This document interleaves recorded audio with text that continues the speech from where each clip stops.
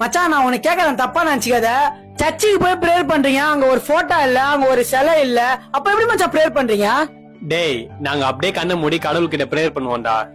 ஆ, டேய் இதுவரையும் யாராச்சும் கடவுளை நேர்ல பாத்துக்கிறாங்களா? இல்ல. அப்ப எப்ப நிறைய இடத்துல இதான் கடவுள்னு சொல்லிட்டு போட்டோஸ் எல்லாம் செய்யறாங்க. ஆ, டேய் ஒரு எக்ஸாம்பிளுக்கு நீதான் கடவுள்னு வச்சுக்கோ. நீதான் இந்த பூமி, இந்த வானம், இந்த பூமியில இருக்கிற எல்லா மனுஷங்களையும் படைக்கிற. ஆனா இந்த மனுஷங்க உன்னை கும்பிடாம நீ செஞ்சு வச்ச பொருளை கடவுளா கும்பிடுறாங்க. அப்ப உனக்கு எப்படி இருக்கும்? ஆ. டேய் அப்ப நீங்க போய் சர்ச்சில போய் ஏசப்பா ஏசப்பான்னு சொல்றீங்களே, நான் கடவுள் வந்து உங்க முன்னாடி வந்து என் பேர் தான் ஏசப்பான்னு சொன்னாரா? டேய் இயேசுன்ற பேருக்கு அர்த்தம் என்ன தெரியுமா? சொல்றேன் பாரு. இயேசுன்ற பேருக்கு என்ன அர்த்தம்னா இருக்கிறவராக இருக்கிறேன்னு அர்த்தம். அதாவது ஒரே கடவுள். அவர் தான் இந்த பூமியை உண்டாக்குனாரு, எல்லாத்தையும் உண்டாக்குனாரு.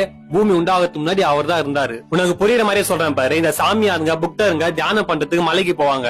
அவங்க போயிட்டு வந்தோடனே சொல்லுவாங்க, நான் தியானம் பண்ணிட்டே இருக்கும் போது ஒரு ஒளியை பார்த்தேன், ஒரு வெளிச்சம் பார்த்தேன்னு. அந்த ஒளி வெளிச்சம் தான் உண்மையான கடவுள். இந்த புக்தருங்க பார்த்து ஒளிதான் இயேசுன்ற பேர்ல மனித அவதாரமா இந்த பூமியில பிறந்து உலக ஜனங்க செய்த பாவத்துக்காக செத்து 3ஆம் நாள் உயிரோட எழும்பினாரு. ஃபர்ஸ்ட் ஆஃப் ஆல் கிறிஸ்டியானிட்டின்றது ஒரு மதமே இல்ல, அது ஒரு அன்பு. ஆனா எல்லாம் சேர்ந்து இதை ஒரு மதம் ஆக்கிட்டாங்க. நீ இப்ப கூட இஸ்ரவேலுக்கு போய் பார்த்தனா ஏசப்பாவோட கலர் காலியா இருக்கும், ஏன்னா அவர் உயிரோட எழும்பிட்டாரு. ஏசப்பாவை சிலுவையில ஏத்துனா அந்த இஸ்ரவேல் ஜனங்களே அவர் இங்கே இல்லை, உயிரோட எழுந்து விட்டாருன்னு அவங்க போர்டே மாட்டி வச்சுக்கிறாங்க.